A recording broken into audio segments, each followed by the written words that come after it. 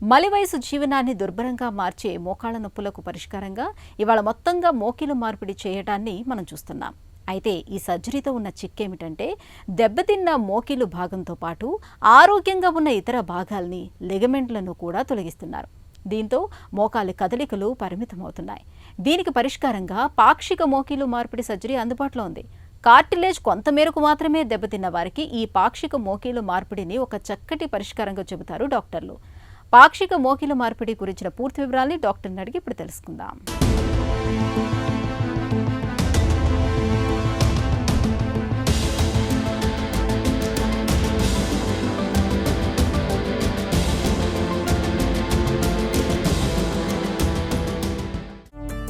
పాక్షిక మోకీలు మార్పిడి అంటే ఏంటి? ఫస్ట్ ఆఫ్ ఆల్ మనకు అర్థమయ్యేది ఏమంటే నీ రీప్లేస్మెంట్ సర్జరీ ఏంటి. మోకాళ్ళ జాయింట్లో మీరు చూసినప్పుడు ఇక్కడ కొంచెం అంత ఎర్రగుంది, అరిగిపోయింది. సో నీ జాయింట్లో లిగమెంట్ నుంచి కాదు కానీ లోపల ఉంటే కార్టిలేజ్ జిగురు అరిగిపోయినప్పుడు దాన్ని మనం నీ రీప్లేస్మెంట్ చేస్తాము. నీ రీప్లేస్మెంట్ రెండు రకాలు ఉంటాయి, partial replacement and total replacement. So ఈ రెండింటికి కొంచెం డిఫరెన్సెస్ ఉంటాయి, ఇంకా డిస్కస్ చేస్తాము. సో ఇక్కడ చూసిన ఇమేజ్లో మనం చూసిండేది ఇది టోటల్ రీప్లేస్మెంట్. అంటే టోటల్ జాయింట్ కంప్లీట్గా డ్యామేజ్ అయినప్పుడు టోటల్ రీప్లేస్మెంట్ చేస్తాము. కొన్ని కండిషన్స్లో 10% పేషెంట్స్లో ఓన్లీ 1/2 డ్యామేజ్ అయినప్పుడు దానికి పార్షియల్ రీప్లేస్మెంట్ చేస్తాము. So both are surgical procedures. రెండిట్లోనూ ఇంప్లాంట్ లోపల మెటల్ ఇంప్లాంట్స్ అండ్ ప్లాస్టిక్ వేస్తాము. ఇక్కడ చూసే దాంట్లో చూడండి, కింద మెటల్ ఉంటుంది, మధ్యలో ప్లాస్టిక్ ఉంటుంది, పైన మెటల్ ఉంటుంది. So both it same, only variety కొంచెం డిఫరెన్సెస్ ఉంటాయి. మొత్తం మోకీలు మార్పిడికి పాక్షిక మోకీలు మార్పిడికి తేడాలేంటి? సో టోటల్ నీ రీప్లేస్మెంట్ అంటే ఇది మీకు చూపించిన ఇమేజ్ అండి. సో మన ఇమేజ్ ఇంప్లాంట్తో కాదు, without implant I will be able to explain. So ఈ జాయింట్ డ్యామేజ్ అయినప్పుడు లోపల భాగం అన్న డ్యామేజ్ కావచ్చు, అవుటర్ పార్ట్ అన్న డ్యామేజ్ కావచ్చు. అండ్ మీన్స్ మోకాల లోపల భాగం ఆర్ ద అవుటర్ సైడ్ కూడా డ్యామేజ్. సో కొంతమందికి ఎర్లీ స్టేజ్, కొంచెం యంగ్ ఏజ్ ఉన్నప్పుడు, కొంచెం యంగర్ ఏజ్లో అవసరం ఉన్నప్పుడు మనం కంప్లీట్గా డ్యామేజ్ లేనప్పుడు ఓన్లీ 1 పార్ట్ డ్యామేజ్ అయిందే చేయవచ్చు. దాని అడ్వాంటేజ్ డిసడ్వాంటేజ్ చాలా డిస్కస్ చేయాలా. బట్ బై అండ్ లార్జ్ మనకు అవుట్ పేషెంట్లో వచ్చే పేషెంట్స్లో చూస్తే 5 to 10% patients are partial replacement చేయవచ్చు వాళ్ళకు. మిగతా 90% పేషెంట్స్కి మనం టోటల్ రీప్లేస్మెంటే చేయాల్సి వస్తుంది. పాక్షిక మోకీలు మార్పిడిని ఎవరికి సూచిస్తారు? నీ రీప్లేస్మెంట్ మనం ఎప్పుడు చేస్తాము? స్టేజ్ 4 ఆర్థరైటిస్లో. అంటే మోకాళ్ళ అరుగుదల గ్యాప్ ఇట్లా మనం ఎక్స్రే తీసినప్పుడు నార్మల్గా ఇట్లా గ్యాప్ ఉండాలి. ఎముక దగ్గరకు వచ్చి రాసుకున్నప్పుడే మనం సర్జరీ గురించి ఆలోచించేది. మనం నడవలేని పరిస్థితి వచ్చినప్పుడే మనం సర్జరీ గురించి ఆలోచించేది.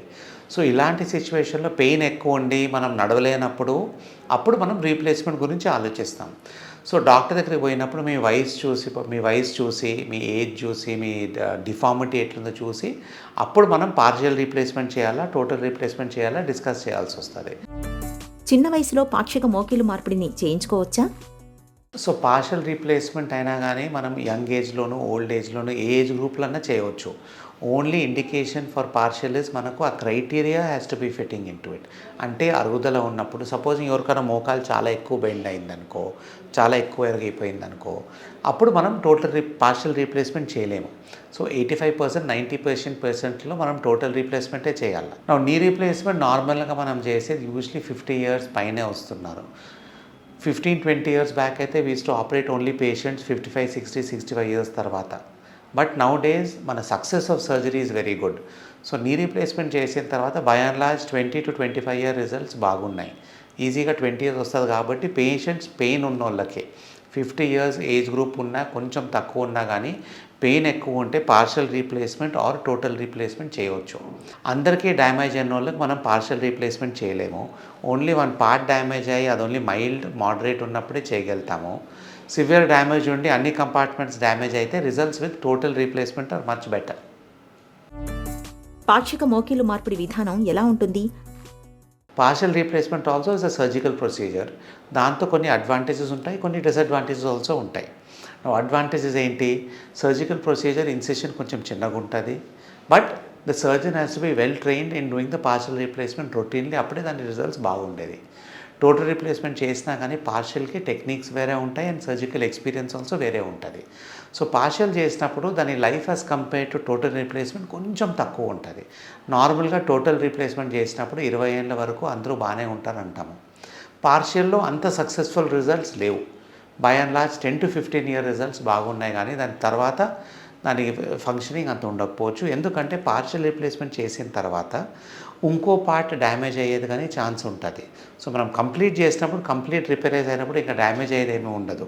సో పార్షియల్లో అడ్వాంటేజెస్ ఆర్ కొంచెం స్మాలర్ ఇన్సిషన్ ఉంటుంది, రికవరీ కొంచెం ఫాస్టర్ ఉండొచ్చు. పార్షియల్లో లిగమెంట్స్ ఏది ముట్టుకోము. నార్మల్గా టోటల్ రీప్లేస్మెంట్ చేసినప్పుడు 1 or 2 లిగమెంట్స్ మనం మారుస్తాము. బట్ పార్షియల్ రీప్లేస్మెంట్ చేసినప్పుడు లిగమెంట్స్ ఏమీ ముట్టుకోము. ద మెయిన్ లిగమెంట్స్ మన పాత ఉండేవి అవే మెయింటైన్ అవుతాయి. ఓన్లీ డ్యామేజ్ అయిన లిగమెంట్ దగ్గర మెటల్ అండ్ ప్లాస్టిక్ పెడతాం. సో పేషెంట్స్ కింద కూర్చోవచ్చు. And compare to totally replacement పార్షియల్ది ఈజ్ మోర్ నార్మల్ ఫంక్షనింగ్. అంటే వాళ్ళకి నడవచ్చు, తిరగవచ్చు, అన్నీ చేసుకోవచ్చు. బట్ ఆబ్వియస్లీ కొన్ని సంవత్సరాల తర్వాత అది ఫెయిల్ అయినప్పుడు దాన్ని మళ్ళీ total replacement or revision total రీప్లేస్మెంట్కి కన్వర్ట్ చేయాల్సి వస్తుంది. మోకీలు చుట్టూ ఉండే కార్టిలేజ్ అంటే మృదులాస్తి కొంతమేరకు మాత్రమే దెబ్బతిన్న వారికి పాక్షిక మోకీలు మార్పిడి నిజంగా ఒక వరమనే చెప్పుకోవచ్చు. ఆరోగ్యవంతమైన భాగాలను అలాగే ఉంచి పాక్షికంగా మోకీలు మార్పిడి చేయడం ద్వారా మోకాలి కదలికలు కూడా బాగుంటాయి.